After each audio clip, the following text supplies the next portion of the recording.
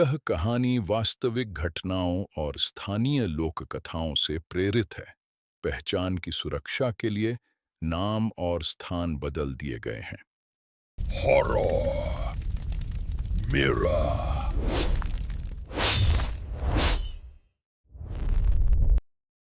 बेंगलुरु के एक private school के बच्चे शैक्षणिक यात्रा के लिए चिकमगलूर जा रहे थे। बस के अंदर सभी खुशी खुशी गाते, हंसते और खेलते हुए सफर कर रहे थे। कुछ बच्चे गानों पर नाच रहे थे, तो कुछ खिड़की से बाहर के खूबसूरत नज़ारों का आनंद ले रहे थे। बच्चों का उत्साह देखकर शिक्षक भी खुश थे। लेकिन इस खुशी के बीच कुछ अजीब हो रहा था। बस का रेडियो अपने आप ऑन और ऑफ हो रहा था। कभी कभी पुराने क्रैकलिंग जैसी आवाजें और अस्पष्ट फुसफुसाहट सुनाई दे रही थी। ड्राइवर ने इसे एक सामान्य तकनीकी समस्या समझकर नजरअंदाज कर दिया। शाम धीरे धीरे रात में बदलने लगी। शहर की रोशनी गायब हो गई और घुमावदार पहाड़ी रास्ते शुरू हो गए। पहाड़ों की ठंडी हवा बस के अंदर आ रही थी। बाहर घना कोहरा धीरे धीरे सड़क पर फैल रहा था।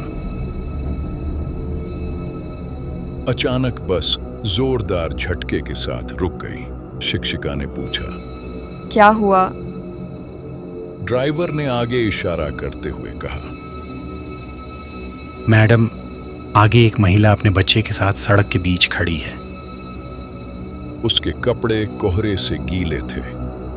उसकी आंखों में एक अजीब सा खालीपन था। उसने विनती की, कृपया मदद कीजिए। मेरा घर ऊपर पहाड़ी पर है। रात हो गई है। मेरा बच्चा बहुत छोटा है। अचानक बस के अंदर का तापमान गिर गया। कुछ बच्चे कांपने लगे। आपस में चर्चा करने के बाद शिक्षकों ने उसे बस में चढ़ने दिया। जैसे ही वह अंदर आई, बस की लाइट एक पल के लिए झपकी और फिर सामान्य हो गई।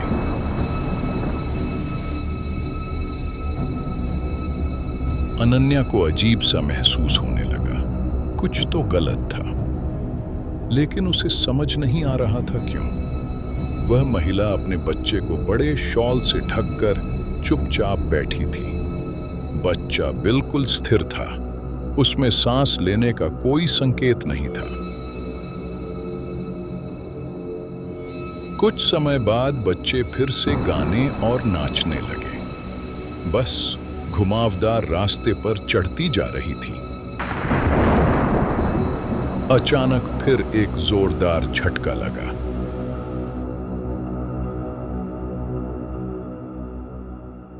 बच्चे को ढकने वाला कपड़ा थोड़ा हट गया।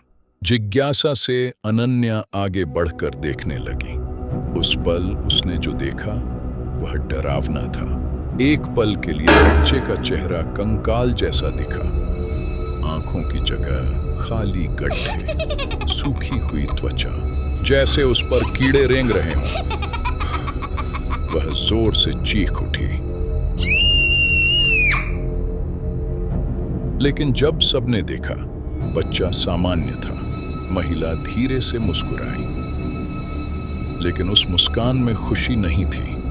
ऐसा लगा जैसे उसने किसी को पहचान लिया हो। जैसे ही अनन्या मुड़ी, बच्चे की आंखें एक पल के लिए खुलीं और सीधे उसे देखने लगीं। कुछ देर बाद महिला ने बस रुकवाने को कहा और उतर गई। उसके उतरते ही बस के अंदर की ठंड कम हो गई। जाते जाते बच्चे की लकड़ी की गुड़िया बस में गिर गई।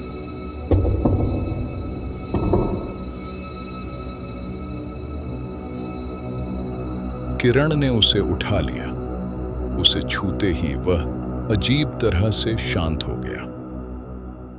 अनन्या ने खिड़की से देखा तो महिला बस के पीछे चल रही थी। अचानक उसने अपना सिर पूरी तरह घुमाया और मुस्कुराई।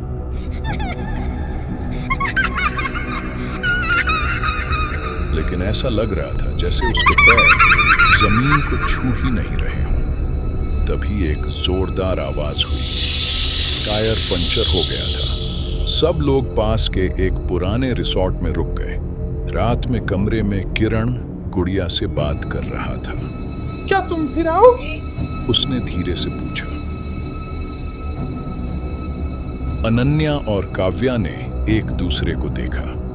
गुस्से में काव्या ने गुड़िया को खिड़की से बाहर फेंक दिया।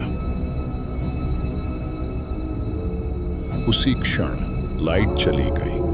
अंधेरे में धीरे धीरे चलते कदमों की आवाज सुनाई दी। जब उन्होंने टॉर्च जलाई, किरण गायब था। खिड़की से देखा तो वह नीचे खड़ा था। वह किसी अदृश्य व्यक्ति से बात कर रहा था।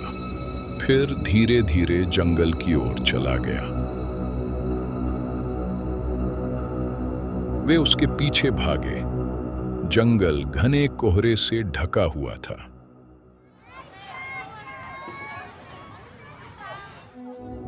दूर से बच्चों की हंसी सुनाई दे रही थी, लेकिन वहां कोई नहीं था। दीदी, दीदी, यहाँ। एक गड्ढे से आवाज आई। जब उन्होंने देखा, वहां सिर्फ गुड़िया थी। अचानक उसकी आंखें खुलती हुई लगी। एक भयानक चीख के साथ वह गायब हो गई। वे भागते हुए एक पुराने घर तक पहुंचे। दरवाजा अपने आप खुल गया। वही महिला अंदर से बाहर आई। इस बार उसकी परछाई जमीन पर नहीं थी। उसके बच्चे के हाथ में वही गुड़िया थी। जैसे ही अनन्या ने उसे छीनकर बाहर फेंका, बच्चा किरण में बदल गया। उसकी आंखें लाल थीं। वह दीवार पर चढ़कर बाहर चला गया। उसके बाल हवा में तैर रहे थे। उसकी आंखें अंधेरे जैसी काली थीं। महिला धीरे धीरे एक भयानक आत्मा में बदल गई। वे भागने लगे। जंगल में किरण की आवाज गूंज रही थी। दीदी, मुझे मत छोड़ो। काव्या उस आवाज की ओर बढ़ने लगी। अनन्या चिल्लाई, वह किरण नहीं है। लेकिन तब तक बहुत देर हो चुकी थी। आत्मा ने दोनों को हवा में उठा लिया और अंधेरे में गायब हो गई। सिर्फ अनन्या ही भागकर सड़क तक पहुंची और बेहोश हो गई। अगले दिन गांव वालों ने सच्चाई बताई। सालों पहले एक जमीन के विवाद में एक महिला और उसका बच्चा मर गए थे। तब से वह आत्मा अकेले यात्रा करने वाले बच्चों को उठा ले जाती है और उनकी जगह अपने बच्चे को रख देती है। अनन्या चुपचाप खड़ी थी। तभी उसकी नजर एक चीज पर पड़ी। किरण के पास गिरी हुई लकड़ी की गुड़िया धीरे धीरे खुद अपना सिर घुमाने लगी और उसकी आंखें चमकने लगी। अगर आप इस वीडियो का अगला भाग चाहते हैं तो पार्ट 2 कमेंट करें। अगर आपको यह वीडियो पसंद आया हो तो इसे लाइक करें, सब्सक्राइब करें और अपने दोस्तों के साथ शेयर करें।